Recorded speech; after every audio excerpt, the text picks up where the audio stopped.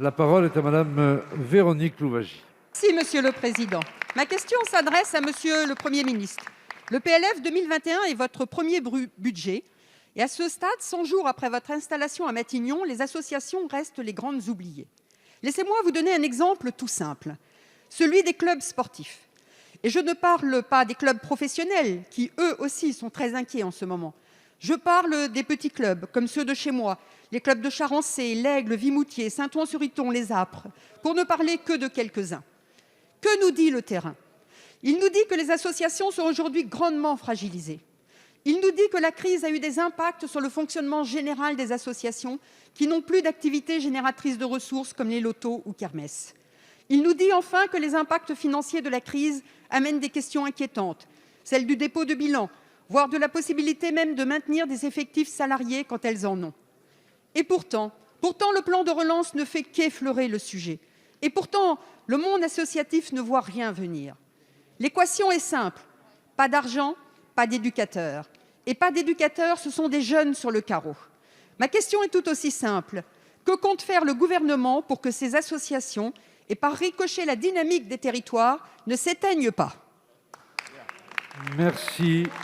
La parole est à Monsieur Jean-Michel Blanquer, ministre de l'Éducation nationale, de la jeunesse et des sports. Merci, Monsieur le Président, Mesdames et Messieurs les députés.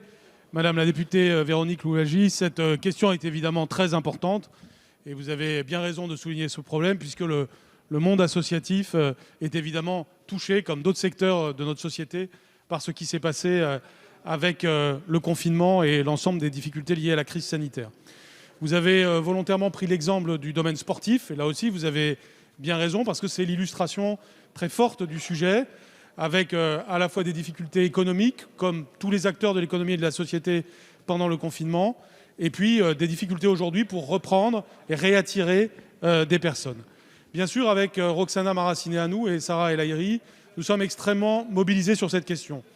D'abord, il y a eu, vous le savez, plus de 3 milliards d'euros qui ont été consacrés au monde sportif, et donc notamment au monde des associations sportives, pendant le confinement, dans le cadre des mesures générales qui ont été prises dans le cadre économique.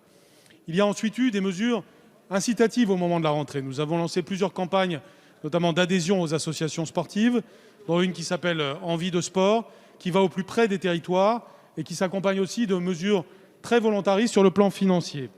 C'est ainsi que l'Agence nationale du sport consacre 15 millions d'euros à un fonds de soutien pour les associations, et notamment les petits clubs au plus près des territoires. Et qu'en plus de cela, car ce n'est pas la seule mesure prise, nous avons prévu dans le cadre du plan de relance, et c'est notamment sur ce point que vous nous interrogez, 122 millions d'euros destinés justement au volet sport. Bien sûr, ceci ne résume pas tout ce qui est fait, car c'est au travers de l'ensemble de l'action gouvernementale que la vie associative est encouragée. Ça excède le temps de ma réponse, évidemment, mais il est évident que nous allons totalement mobiliser au service des associations et au service du monde du sport. Merci, Monsieur le ministre. Madame la députée. Oui, merci, Monsieur le Président. Monsieur le ministre, votre réponse nous fait un petit état de ce qui a été fait, mais il n'y a pas de pistes concrètes. Moi, je vous propose 2 pistes que vous pourriez retenir. La première, c'est de rétablir les contrats aidés pour ces associations. C'est une vraie demande. Et la deuxième, c'est de mettre en place un fonds de solidarité en faveur du monde associatif. Alors, comme les sportifs le disent, la balle est dans votre camp. Saisissez-la. N'oublions pas que les conséquences de la crise continuent à apparaître. Alors, sauvez nos associations. Merci, chers collègues.